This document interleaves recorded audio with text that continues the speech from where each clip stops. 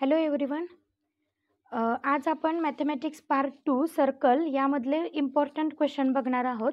त्यामधला पहिला क्वेश्चन आहे, in the figure given O is the centre of circle, segment P S is a tangent segment and S is the point of contact, line P R is a secant if P Q is equal to 3.6, Q R is equal to 6.4, find P S.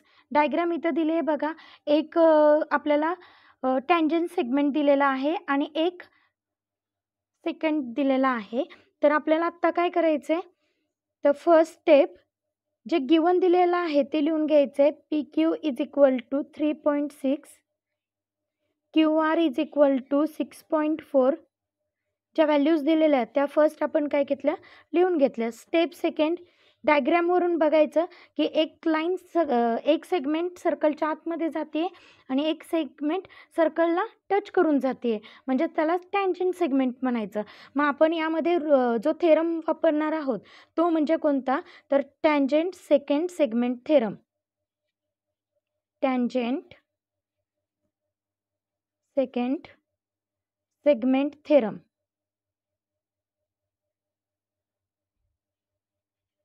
The tangent second segment theorem काय आहे, तर यामध्ये जो सर्कलला touch करून गेलेला आहे, जी line सर्कलला touch करून गेलेली आहे बघा, डायग्राममध्ये रेड लाईनने मी दाखवते की पी एस ही लाईन काय झाली आहे, सर्कलला टच करून गेली आहे.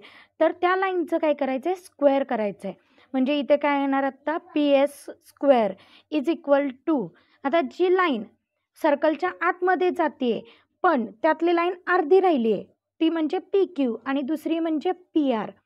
म्हणजेच काय येणार, तर जी अर्धी लाईन राहिलेली आहे त्याला काय घ्यायचं, तर P Q into P R. P Q into P R formula use केला. फर्स्ट काय केलं, तर जो टँजंट होता सर्कलला टच करून गेलेली लाईन त्याचा स्क्वेअर केला. जी लाईन सर्कलमध्ये जाते त्याचा राहिलेला जो पार्ट आहे तो पी क्यू इथे लिहिला into full line P R घेतली.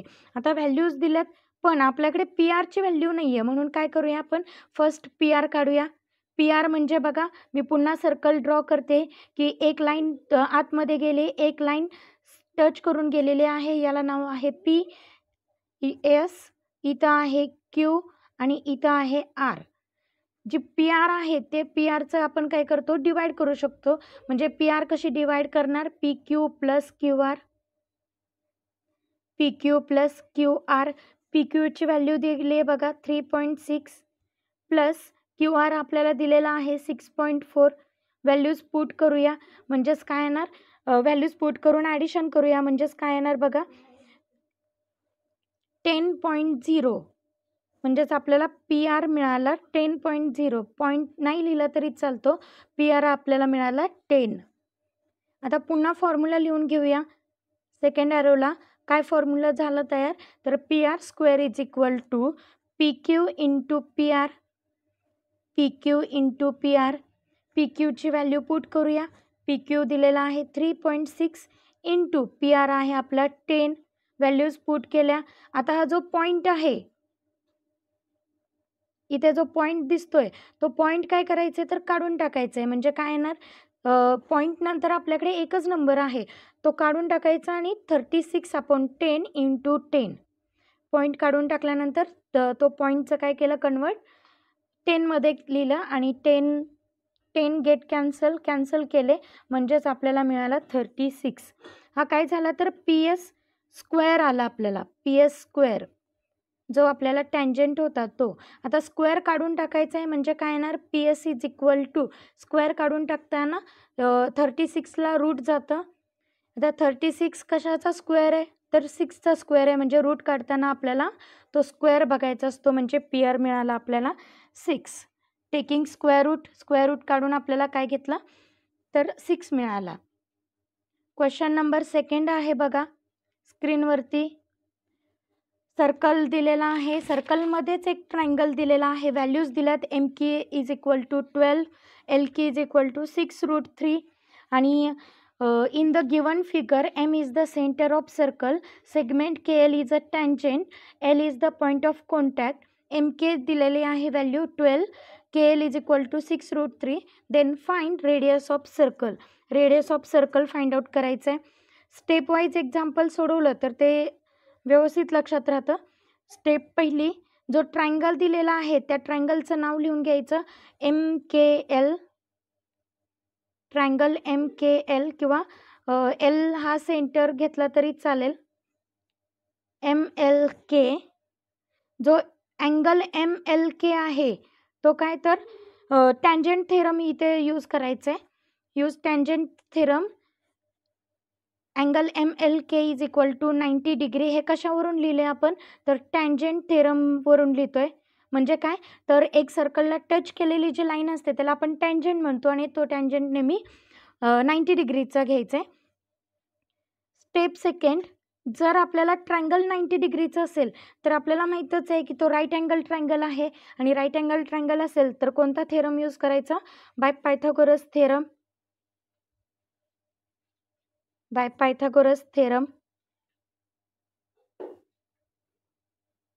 पायथागोरस थेरमनुसार काय होणार, तर first side square is equal to Pythagoras theorem काय आहे, तर hypotenuse square is equal to first side square, म्हणजे थेरमचा फॉर्म्युला लिहिते मी अगोदर, plus second side square, first side square plus second side square.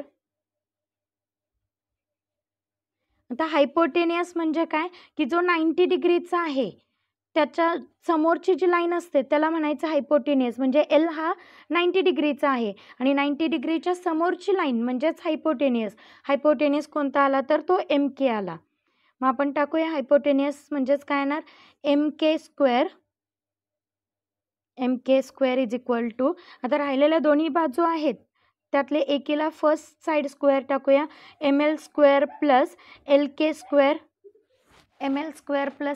Square. M केची value 12 square is equal to M L square plus, आता L केची value टाकूया 6√3 ब्रॅकेटचा square. आता 12चा स्क्वेअर किती असतो तर 144 is equal to M L square plus, इथे काय करायचं, फर्स्ट 6चा स्क्वेअर काढायचा, नंतर √3चा स्क्वेअर काढायचा. 6चा स्क्वेअर 36 आणि √3चा म्हणजेच 3. 36 × 3 म्हणजेच काय आलं 144 is equal to M L square plus, multiplication करूया 36 × 3 म्हणजेच किती आला 108. आता हा जो 108 आहे तो 144 कडे नेऊया, म्हणजेच राईट हँड साईडला घेऊया. मग 144 मायनस 108 इज इक्वल टू काय येणार एम एल स्क्वेअर. सबस्ट्रॅक्शन करूया म्हणजेच काय येते बघा की 36, यांचं सबस्ट्रॅक्शन 36 येते. M L square is equal to 36, M L square is equal to 36. तर स्क्वेअर काढून टाकायचं आहे, square root, taking square root on both side, taking square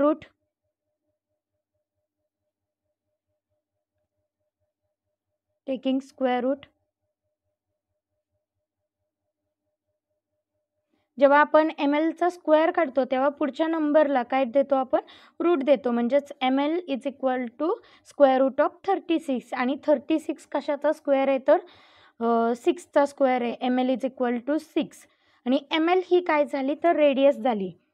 M L ही काय आहे, सर्कलची रेडियस आहे. म्हणजे radius of circle is equal to 6 centimetre. Radius of circle is equal to 6 centimetre. Radius of circle is equal to 6 centimetre. Next question आहे बघा. आतापर्यंत आपण tangent बघत होतो, म्हणजे सर्कलला टच करून जी लाईन होते ते 2 क्वेश्चन बघितले. आता दोन्ही लाईन सर्कलमध्ये आहेत. दोन्ही कॉर्ड, लाईन म्हणण्यापेक्षा कॉर्ड म्हटलेलं चांगलं. कॉर्ड ए बी आणि कॉर्ड सी डी, ह्या ज्या दोन्ही लाईन दिसतात याला काय म्हणायचं तर कॉर्ड म्हणायचं. कॉर्ड ए बी आणि कॉर्ड सी डी. बघा काय दिलंय, in the above figure chord A B and chord C D intersect each other at a point E. A is equal to 15, E B is equal to 6, C is equal to 12. Then find E D. आता हे complete the activities, कधी कधी activities म्हणून येतं आणि कधी कधी आपल्याला फाइंड ई डी म्हणून पण येऊ शकतं. मग आता यामध्ये काय करायचं, तर स्टेप फर्स्ट ज्या व्हॅल्यूज दिलेल्या आहेत, given values, right, given values. A is equal to 15, A is equal to 15, E B is equal to 6, E B is equal to 6, CE is equal to 12. तर दोन्ही ज्या कॉर्ड आहेत, cord A B आणि chord C D intersect each other, दोन्ही intersect झालेल्या आहेत. त्यामुळे आपण फॉर्म्युला कोणता यूज करायचा, थेरम कोणता यूज करायचा, तर theorem of internal division of chord. Theorem of internal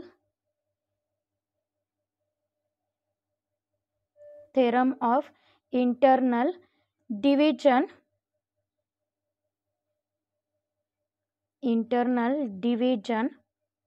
of chord.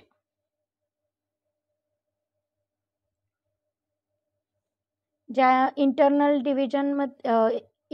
Chords होत्या त्यांचं काय करायचं आहे, फक्त डिवाइड करून लिहायचे आहेत. म्हणजे आता बघा डायग्राममध्ये दाखवते मी, जी सी डीची लाईन आहे ती फक्त काय करायची आहे, डिवाइड करायची आहेत. सी इंटू ई डीमध्ये ज्या कॉर्ड होत्या त्या फक्त काय करायच्या, डिवाइड करून लिहायचे आहेत. म्हणजेच काय येणार, CE into E D is equal to A into E B. G एईची लाईन होती, ए जी कॉर्ड होती, ए बीची कॉर्ड, आणि दुसरी होती ती सी आणि डीची कॉर्ड होती, मध्ये ए होता. तर ए बीची काय केलं, ए बी लाईन काय केली, डिवाइड केली, ए इंटू ई बी, आणि सी डी काय केलं, सी इंटू ई डी. आता यामध्ये आपल्याला फॉर्म्युला तर यूज करून झाला. आता व्हॅल्यूज ज्या दिलेल्या आहेत त्या व्हॅल्यूज यूज करूया. सीई बघा तुम्हाला दिलेला आहे 12 इंटू ई डी आपल्याला दिलेला नाही आहे, E D is equal to एईची व्हॅल्यू 15 इंटू ई बीची व्हॅल्यू 6. 12 कसे आहेत तर मल्टिप्लाय आहेत, पलीकडे जाताना काय होणार, डिवाइड होणार. E D is equal to 15 into 6 upon 12, 15 into 6 upon 12. 6ने डिवाइड करूया, 6 1 जा 6, 6 2 जा 12. E D is equal to 15 upon 2, E D is equal to 15 upon 2, आणि मग डिवाइड करा म्हणजेच काय मिळणार आहे, 7.5. ई डीची व्हॅल्यू आपल्याला मिळाली 7.5. जर काही क्वेश्चन असतील तर कमेंट्समध्ये नक्कीच सांगा. पुढचा क्वेश्चन आहे, मोस्ट इम्पॉर्टंट क्वेश्चन आहे बघा इथे, आणि बऱ्याच क्वेश्चन पेपरमध्ये हा क्वेश्चन पडतोच. सायक्लिक आहे, सर्कल आहे आणि सर्कलमध्ये स्क्वेअर दिसतोय. Square A B C D is a cyclic. A B is equal to A D, angle B C D is equal to 70 degree. Then find measure of arc B C D, measure of arc B A D, angle A B D. 3 question आपल्याला या डायग्रामवरून find out करायचे आहेत.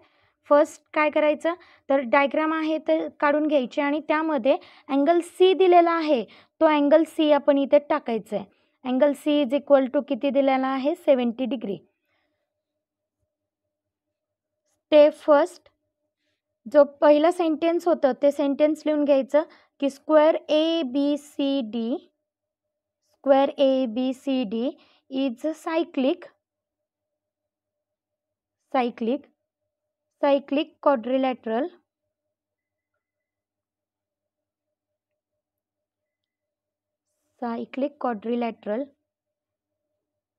तर cyclic quadrilateral असेल तर काय होतं, तर जे स्ट्रेट अँगल असतात, समोरचे अँगल असतात, ते अँगल कसे असतात तर त्यांची ॲडिशन 180 येते. म्हणजेच अँगल ए आणि अँगल सी या दोन्ही अँगलची ॲडिशन किती येणार आहे, 180 असणार आहे. का, कारण तो सायक्लिक क्वाड्रिलॅटरल आहे. म्हणजेच काय, तर angle A plus angle C is equal to 180 degree. Straight angle आहेत, समोरचे अँगल आहे, त्यांची ॲडिशन 180 डिग्री आहे. फक्त काय करायचं, तर अँगल ए सिंगलमध्ये नाही लिहायचं, तर त्याला बाजूचे दोन्ही BAD जोडायचे, बी आणि डी जोडायचे, म्हणजेच angle BAD plus angle BCD. Angle BCD is equal to 180 degree. Angle BCD is equal to 180 degree. Angle BCD ची बघा व्हॅल्यू दिलेली आहे आपल्याला 70 डिग्री, म्हणजेच अँगल BAD प्लस BCD ची value 70 degree is equal to 180 degree. 70 plus 70 आहे, पलीकडे जाताना काय होणार, -70 होणार. Angle BAD is equal to 180 - 70. 180 - 70 subtraction करा, म्हणजेच आपल्याला काय मिळणार आहे, angle BAD is equal to 110 degree. BAD is equal to 110 degree. ही झाली first step. Step first. Step second angle BCD second formula use करते. BCD जो गिवनमध्ये दिलेला आहे तोच इथे घेतला आहे, इज इक्वल टू 1/2. आता डायग्रॅम पुन्हा दाखवते बघा.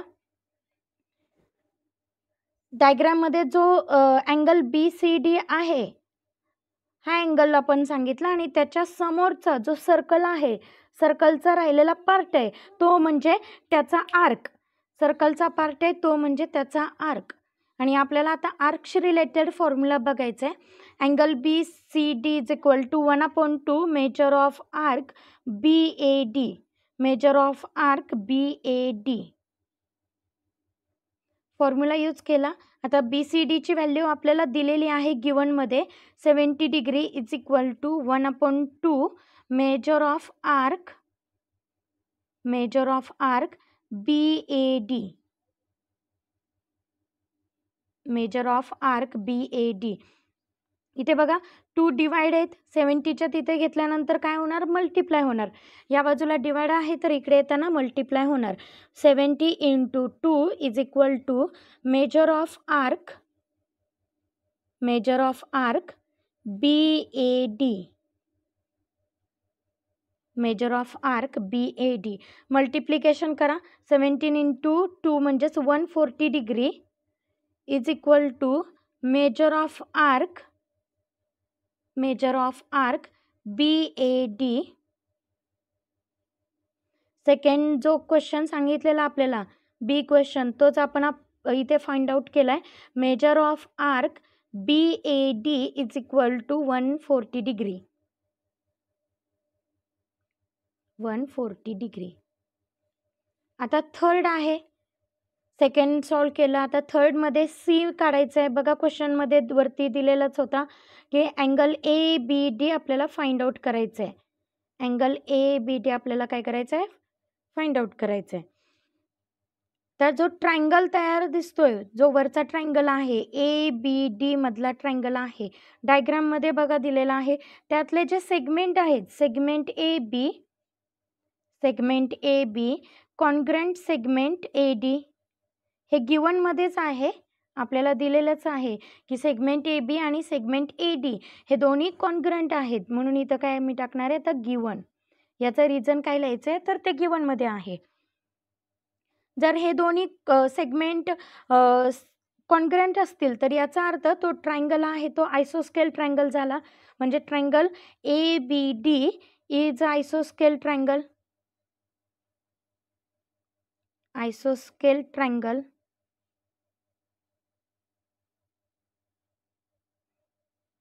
आयसोस्केल ट्रायंगल असेल तर त्याचे दोन्ही अँगल सुद्धा काय असतात तर सेम असतात. जसं दोन्ही साइड सेम होत्या तशा आपल्याला अँगल सुद्धा काय असणार आहेत, सेम असणार आहेत. म्हणजे अँगल ABD जो वरचा ट्रायंगल, आता मी सगळी डायग्राम काढत नाहीये, फक्त वरचा ट्रायंगल काढते इथं ABD. त्यामध्ये AB आणि AD हे आपल्याला कॉन्ग्रंट दिलेत म्हणून आपण हा आयसोस्केल ट्रायंगल म्हणतोय. मग यामधला हा जो Bचा अँगल आहे आणि Dचा अँगल आहे हा काय होणार तर एक कॉन्ग्रंट होणार. Angle ABD is equal to angle ADB. दोन्ही इक्वल होणार.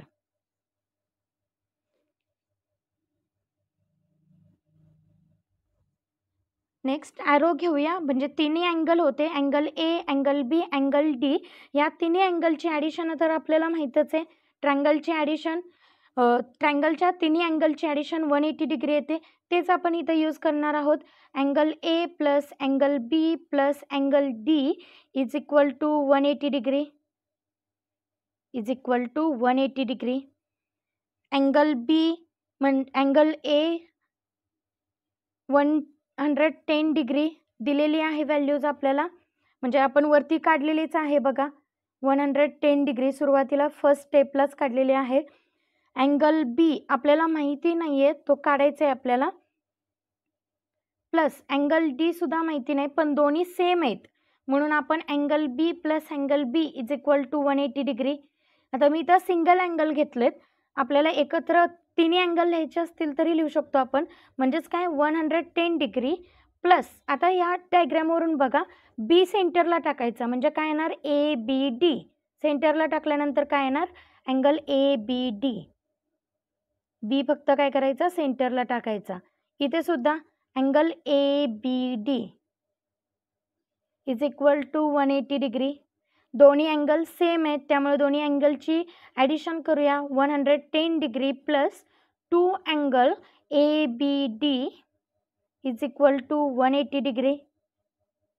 आता 110 हे काय करायचं तर 180च्या शेजारी घेऊन जायचं, म्हणजेच काय होणार तर पलीकडे जाताना साईन चेंज करून जाणार.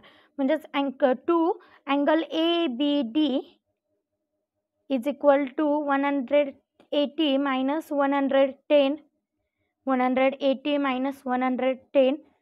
2 angle A B D is equal to, subtraction करा, म्हणजेच काय मिळणार आपल्याला 70 degree. 2 angle A B D, 2 म्हणजेच मल्टिप्लिकेशन आहे, पलीकडे घेऊन जाऊया, म्हणजेच काय होणार डिवाइड होणार.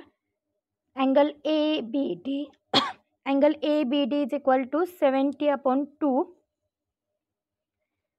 डिवाइड करा, म्हणजेच काय मिळणार angle A B D is equal to 30 degree, 35 degree, 35 degree. Question समजले का बघा. जर क्वेश्चनमध्ये काही डाऊट असतील तर कमेंटमध्ये नक्कीच सांगा, आणि व्हिडिओ कसा वाटला तेही सांगा. व्हिडिओ आवडला असेल तर लाईक, शेअर आणि सबस्क्राईब करा. बऱ्याच स्टुडंटला शेअर करा, जेणेकरून त्यांनाही या व्हिडिओची माहिती मिळेल. थँक्यू.